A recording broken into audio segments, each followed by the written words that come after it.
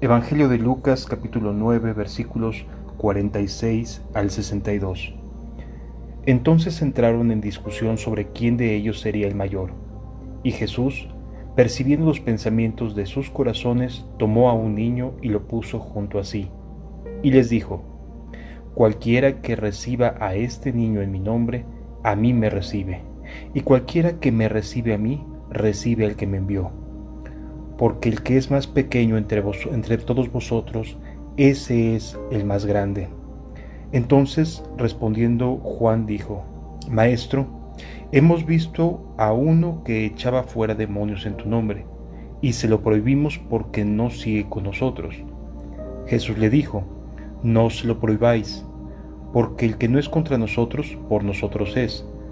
Cuando se cumplió el tiempo en el que había de ser recibido arriba, afirmó su rostro para ir a Jerusalén, y envió mensajeros delante de él, los cuales fueron y entraron en una aldea de los samaritanos para hacerle preparativos, mas no le recibieron, porque su aspecto era como de ir a Jerusalén.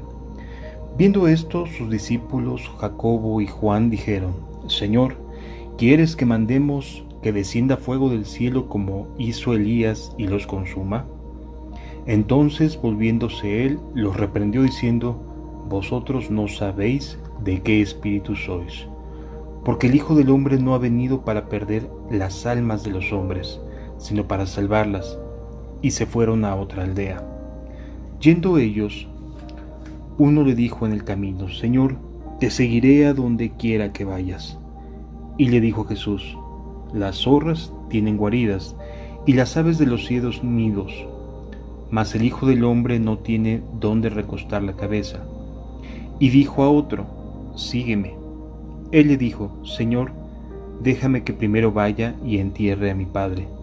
Jesús le dijo: Deja que los muertos entierren a sus muertos, y tú ve y anuncia el reino de Dios.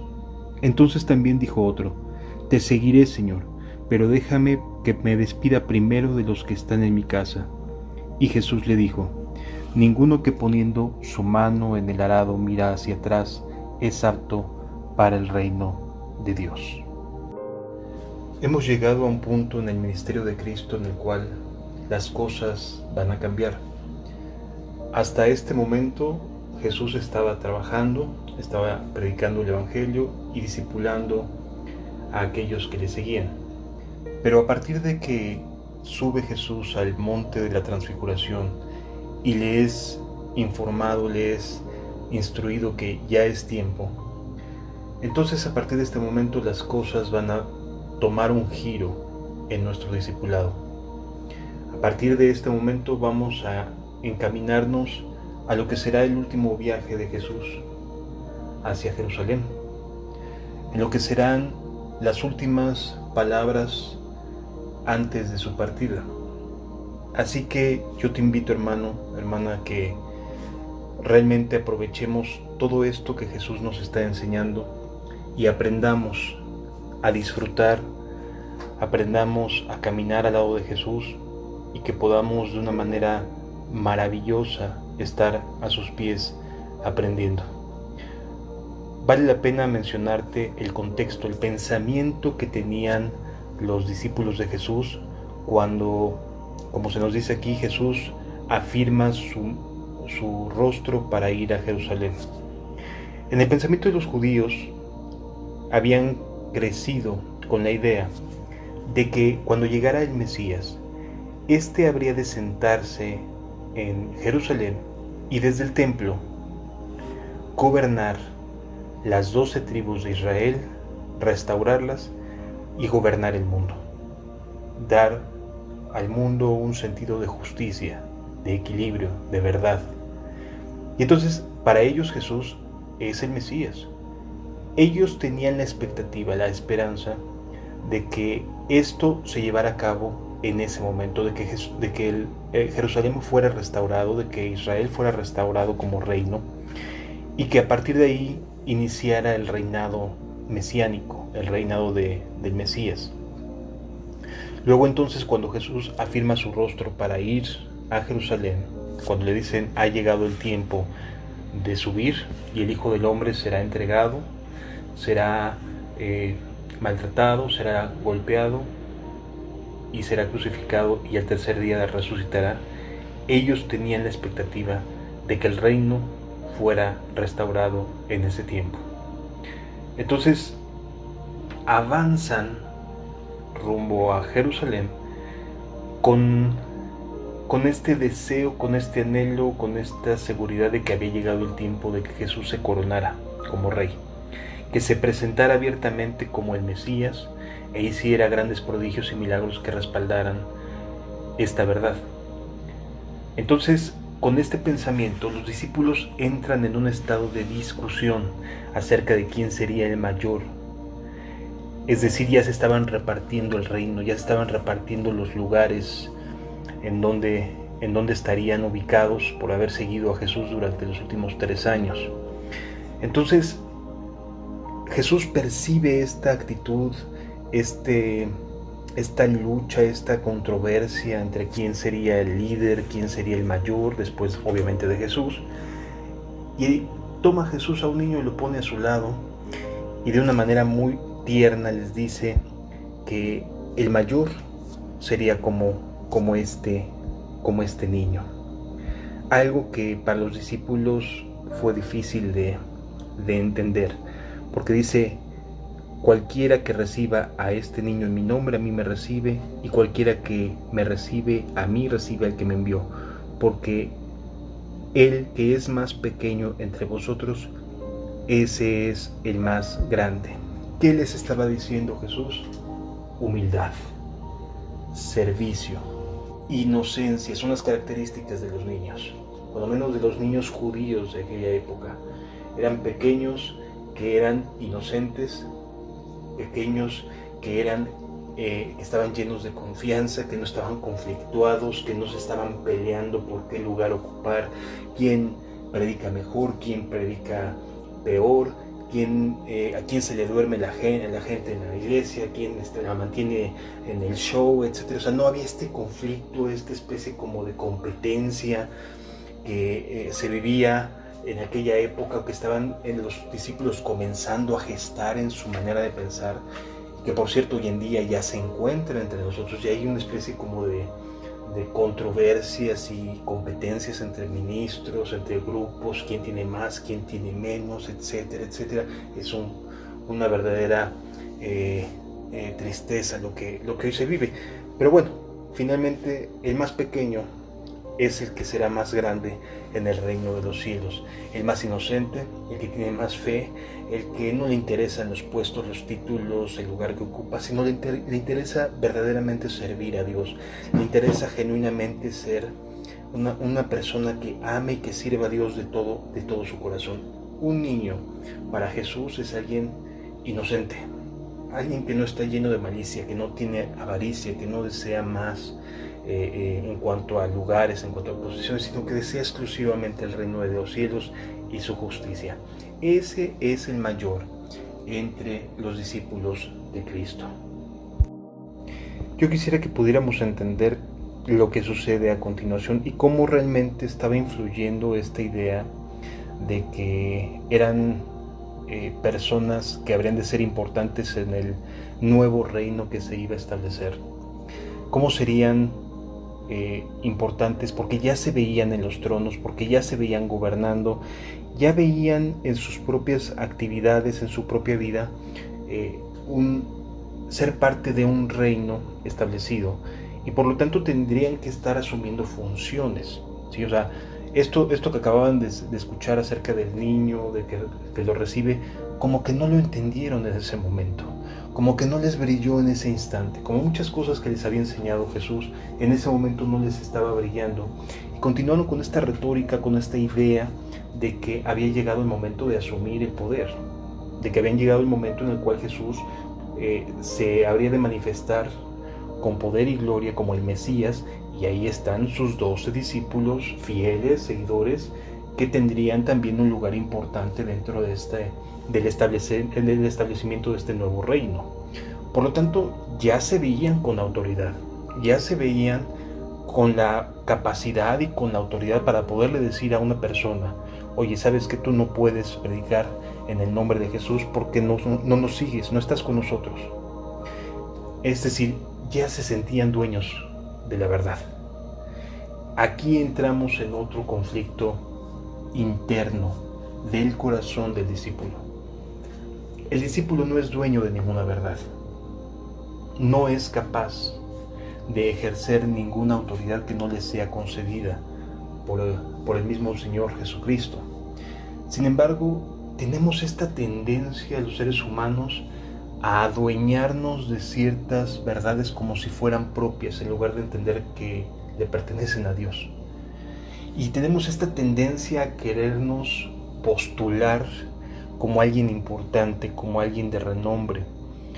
Y lamentablemente caemos en estos errores. Jesús reprende a Juan y a los que con él iban cuando le pidieron a este hombre, ¿sabes qué? No puedes seguir predicando en el nombre de Jesús y mucho menos echando demonios porque no vienes con nosotros. Nosotros sí estamos con Jesús y nosotros sí estamos con Él, que es el camino, la verdad y la vida, pero tú no.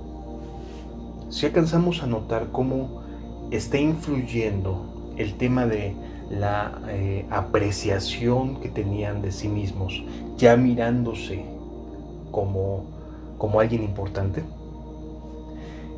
que les hizo pensar que tenían la autoridad para decirle a alguien, tú no puedes hacer esto o aquello. Jesús los reprende. Dice el versículo 49, entonces respondiendo,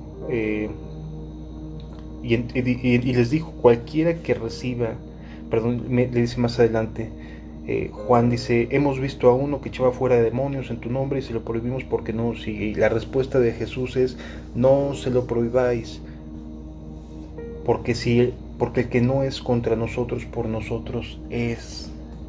Esto es algo que cuando tenemos este pensamiento sectario, no nos cabe en la cabeza entender. El que no es contra nosotros, por nosotros es.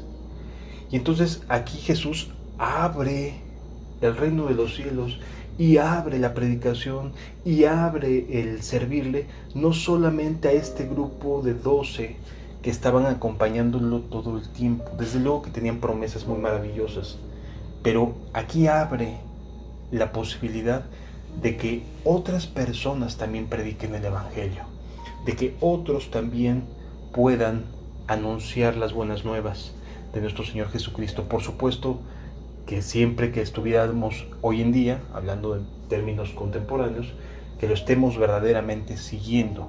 Habrá respaldo de Dios para esa persona, pero si no se le está siguiendo realmente y solo se hace a través de una mala intención o por ganar fama o por ganar dividendos o por ganar algún tipo de reconocimiento, y solo eso es lo que motiva a una persona para predicar el Evangelio del Reino de Dios, Dios no lo va a respaldar. Dios no va a respaldar a ese personaje. Pero cuando alguien verdaderamente esté compartiendo en ese estado de sinceridad y de honestidad las buenas nuevas del Evangelio, por supuesto que Dios va a respaldarlo. Y ninguno de nosotros podemos decirle a una persona, tú no puedes. Si vemos que Dios lo está respaldando, ¿quién soy yo para decirle a alguien, no puedes hacer esto? Entonces Jesús los reprende, les hace saber ahí que están equivocados, que no se los tienen por qué prohibir, no tienen por qué prohibirle. Y de igual manera nosotros en la actualidad no tenemos por qué decirle a alguien, tú no puedes predicar el Evangelio. Será Dios quien demuestre si está con una persona o no, pero no nosotros. Nosotros no tenemos esa autoridad, no podemos prohibirle a alguien que anuncie las buenas nuevas. Podemos a lo mejor sí hacerle saber la maldad a alguien, oye, tú estás actuando mal, mira cómo estás viviendo, pero prohibirle a alguien que anuncie el Evangelio, no podemos, aunque sea un engaño hasta para su propia alma, ¿sí? No podemos prohibírselo. Dios demostrará que se está engañando a sí mismo si no tiene intenciones honestas, si no es de un corazón que ha sido nacido de nuevo. Pero prohibirlo no podemos hacerlo. No podemos sectarizar nuestra mente, hermanos. No puedes ser un sectario, no puedes ser una sectaria, no puedes decir yo sí tengo la verdad y yo tengo la interpretación correcta de las cosas y tú no. Eso no Nuestro Señor Jesucristo va más allá de eso. El Espíritu Santo puede levantar hijos de Dios de las piedras. No hay ninguna ventaja en nosotros más que lo que Dios quiere hacer a través de nosotros. Eso es lo único a lo que podamos tener alguna bendición. Pero, amado hermano, no puedes decirle a alguien, tú no hagas esto, tú no hagas aquello, tú estás mal, por favor. A menos que su pecado sea evidente, que va camino al infierno, por supuesto que hay que rescatarlo. Pero si no tenemos más elementos para poderle decir a alguien, oye, ¿por qué estás haciendo lo que haces? No actuemos como actuaron aquí los discípulos, diciéndole, tú no puedes predicar. Me ha tocado, de verdad, hablar con hermanos que bien sinceramente quieren predicar el Evangelio y en sus organizaciones, en sus agrupaciones los detienen, les ponen el pie, los estorban, los apaciguan. De verdad, no nos damos cuenta de que lo que Jesús quiere es que se anuncien las buenas nuevas del Evangelio. No nos damos cuenta. A veces actuamos como propietarios de una verdad que no nos corresponde. Consideremos también esto, hermanos. Después de esta reprensión, se enfilan rumbo a Jerusalén. Será el último viaje de Jesús como humano, como hijo de Dios, hacia Jerusalén, porque habrá de ser asesinado. Y tienen que pasar por Samaria, y en Samaria hay un conflicto entre samaritanos y judíos, porque unos decían que se tenía que adorar en Jerusalén y otros decían que se tenía que adorar en Samaria a Dios. Y entonces cada año sucedía exactamente lo mismo. Parecía que hasta se ponían de acuerdo. Los samaritanos no proveían, no les vendían suministros, no les vendían lo necesario a los viajeros cuando se daban cuenta que su destino era ir a adorar a Jerusalén. Recordemos que Jesús está enfilando a las fiestas, la Pascua, la de los tabernáculos, el Pentecostés. Él se está enfilando a las fiestas solemnes anuales, esas mismas fiestas que tienen también los samaritanos en las mismas fechas. Por lo tanto, en el momento en el cual nos encontramos que no está viendo, o que más bien se dan cuenta los samaritanos que ya van enfilándose a Jerusalén, o sea que van a adorar en Jerusalén en lugar de quedarse a adorar en Samaria, entonces se cierra, se bloquea la venta de insumos para los viajeros. A ese grado de cerrazón, de sectarismo, se encontraban entre samaritanos y judíos. Entonces, en este pueblo van los discípulos a querer comprar insumos, a querer comprar lo necesario para poder realizar el viaje, y los samaritanos deciden no venderles a los discípulos de Jesús para el viaje. Y entonces se indignan Juan y Jacobo y los discípulos se indignan y le dicen a Jesús, Señor, pues no nos recibieron. ¿Quieres que mandemos a traer fuegos del cielo como hizo Elías? O sea, nuevamente la mentalidad sectaria, nuevamente esta mentalidad de nosotros somos mejores que los demás. Y entonces en esta mentalidad le dicen a Jesús, ¿qué quieres que caiga juicio sobre ellos? ¿Mandamos a traer juicio como lo hizo Elías sobre los profetas de Baal? Si alcanzamos a entender cómo los discípulos comparaban a sus hermanos, a los del reino del norte, a los que se dividieron en algún tiempo atrás, cómo los veían como profetas de Baal. Así veían los judíos a los samaritanos, como profetas de Baal, y así los estaban viendo los discípulos. Mandamos a traer fuego del cielo que los consuma.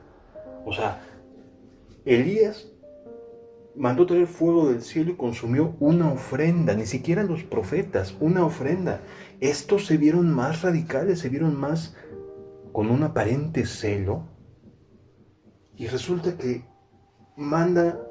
ofrecen o le proponen a Jesús mandar a traer fuego que los consuma.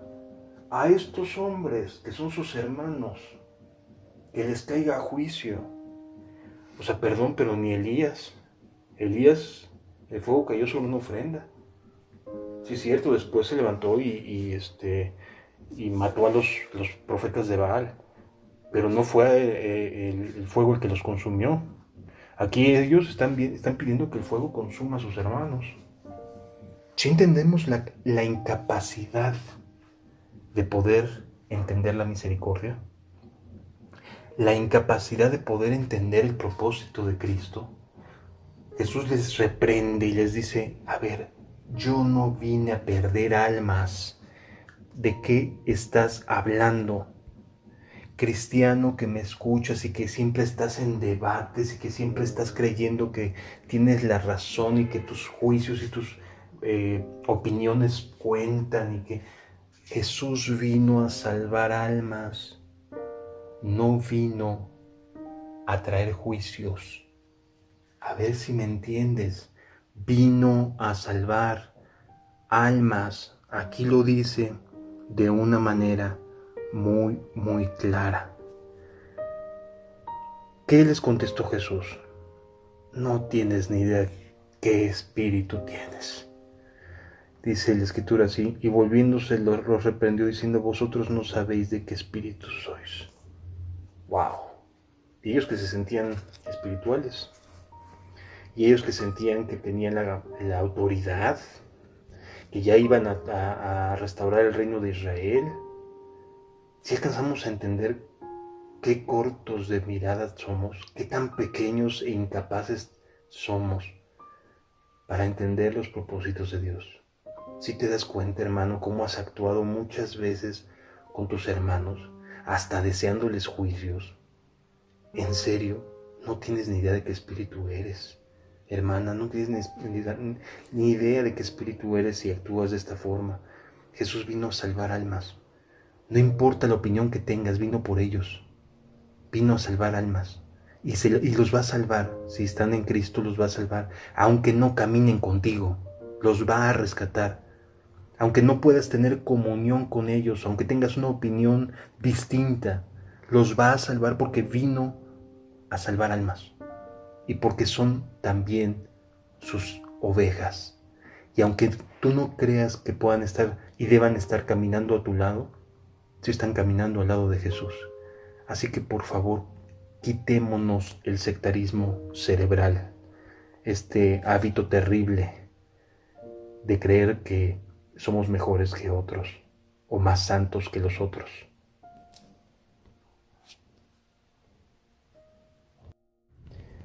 Después de que Jesús deja claro que no están actuando bien, que se están creyendo con autoridad como para callar a uno, como para mandar a traer cielo del fuego del cielo para juzgar a otros. O sea, después de estas cosas, les dice Jesús, a ver, deténganse. Y entonces dice la escritura que se acercó uno en el camino que le dijo, te seguiré a donde quiera que vayas. No sabemos si era alguien ajeno a los 12, probablemente sí, porque se entiende que los 12 siempre estaban con él, pero en este momento que ya va rumbo a Jerusalén, con esta misma idea de que habría de restaurar el reino de Israel en ese tiempo, pues entonces hay discípulos bien abusados que dicen, ahorita es cuando me subo a la ola. Oye, estos llevan 3 años siguiendo a Jesús y han visto muchas cosas, y tú ahorita que ya sabes que va rumbo a Jerusalén, ¿te quieres sumar al momento? Está bien, bienvenido seas, pero le hace una advertencia a Jesús a este discípulo bien clarita. Dice la escritura que le contesta, las zorras tienen guaridas y las aves de los cielos nidos, mas el Hijo del Hombre no tiene dónde recostar la cabeza. ¿Por qué le contestó así a este personaje que quería ser su discípulo en este momento? Que sí lo quería seguir a partir de ahora en adelante.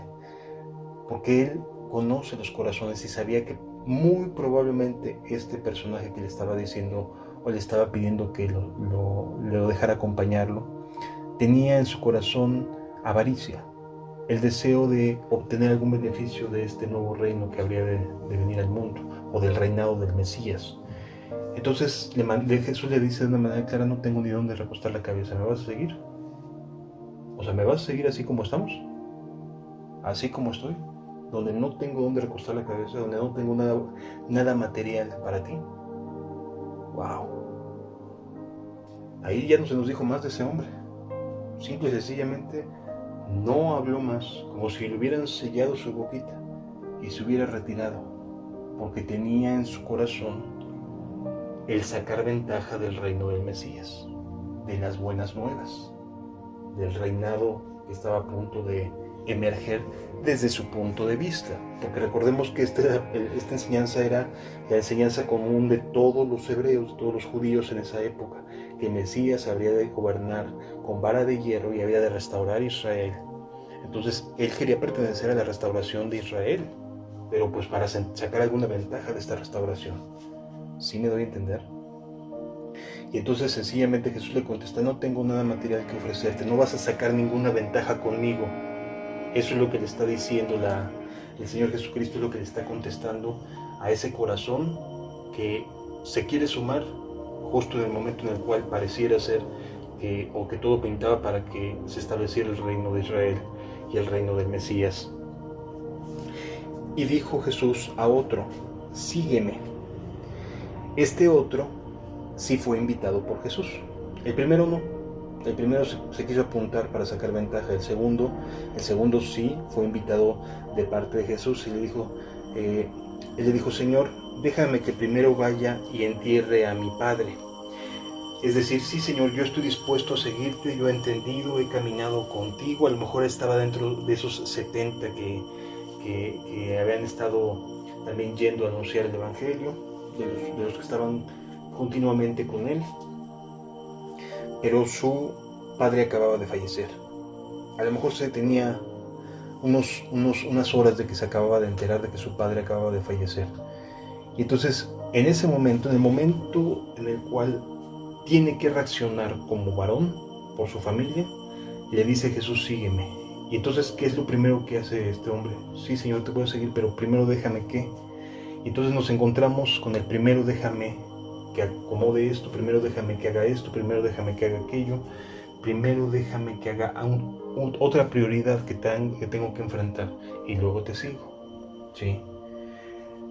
Aquí nos encontramos con un tipo de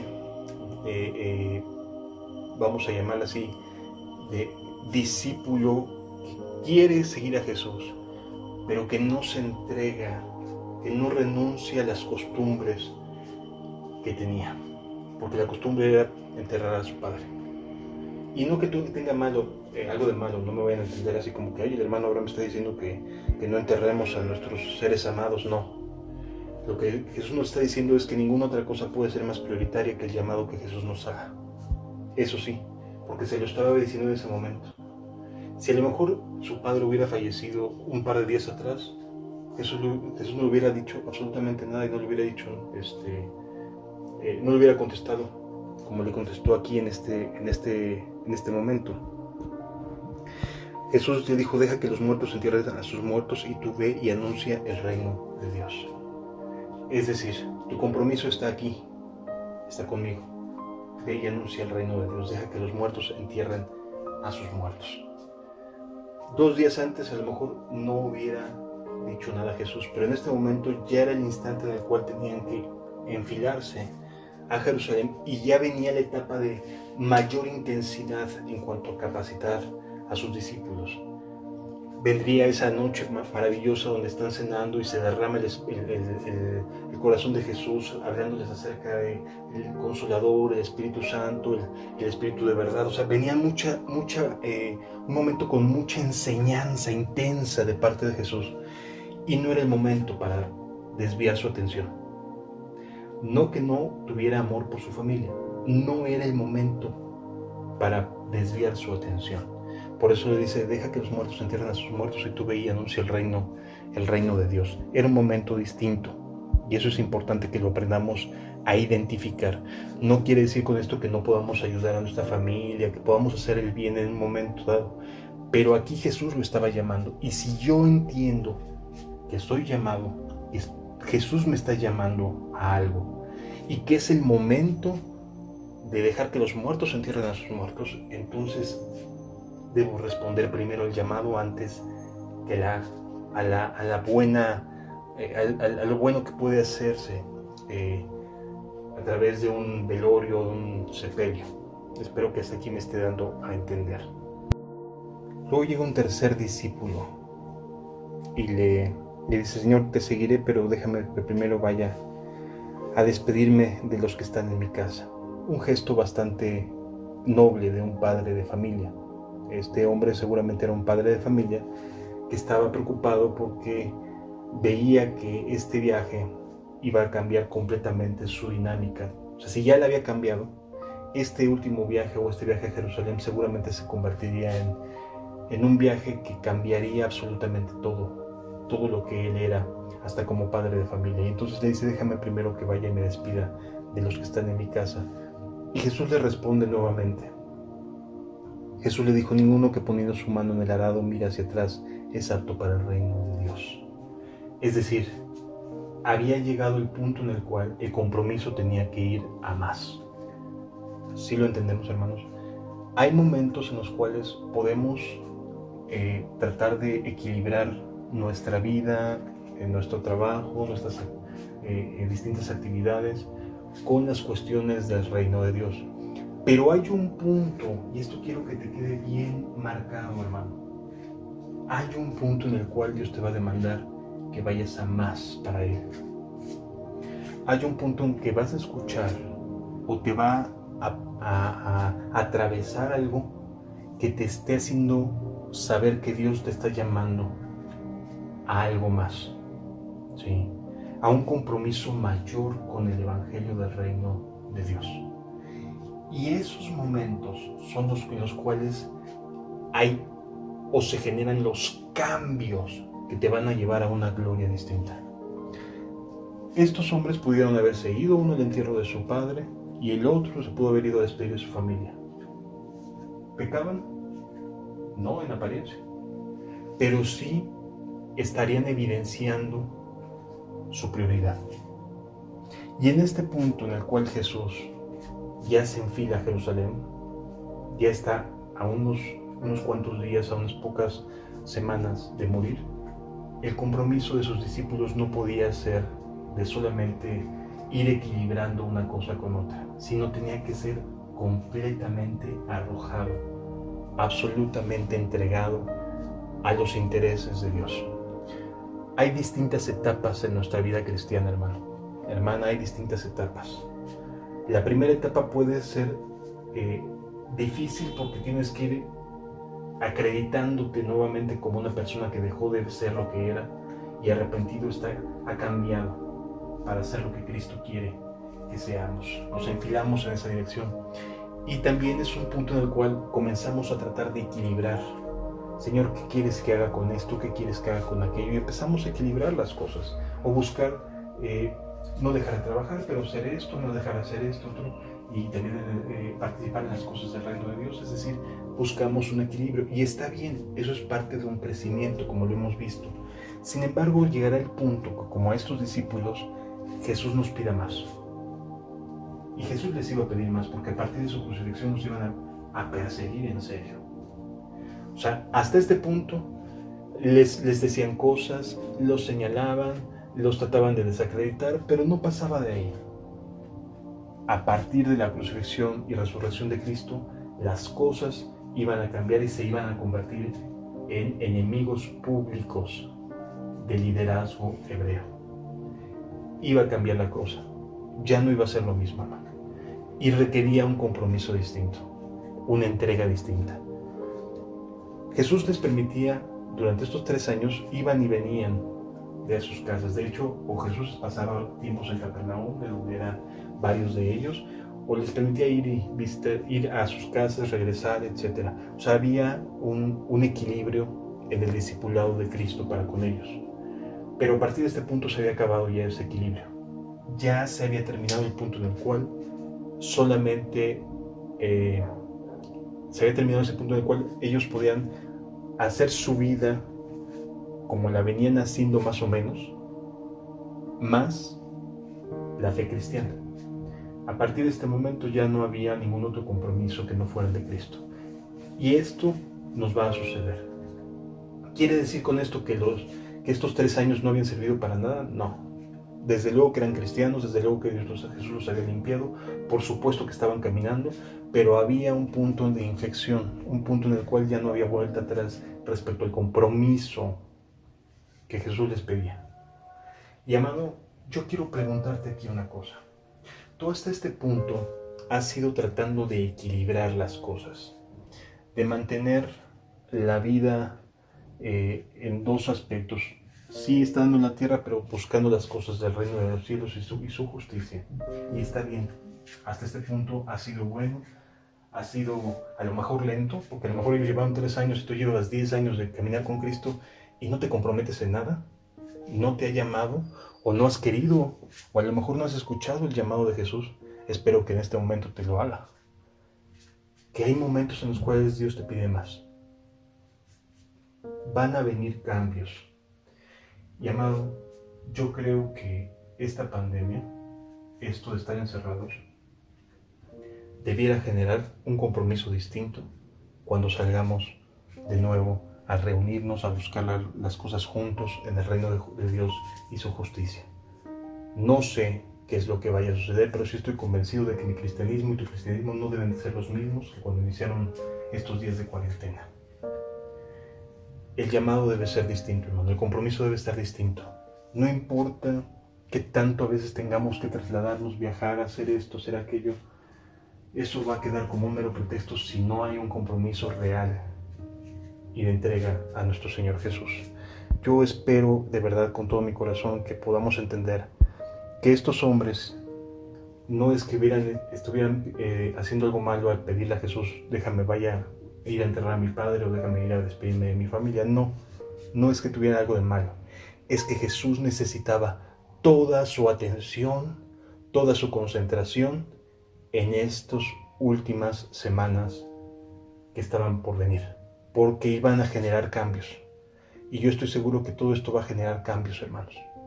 Y tenemos que estar listos para lo que venga. La pregunta es, ¿estás dispuesto a comprometerte a una nueva etapa? ¿Estás dispuesto a comprometerte a realizar un sacrificio, a moverte, a cambiarte a un lugar donde pueda haber un avance del Evangelio, del reino de los cielos? O sea, ¿estás dispuesto a que se generen cambios en tu vida o quieres regresar a lo mismo que antes? Que Dios te bendiga.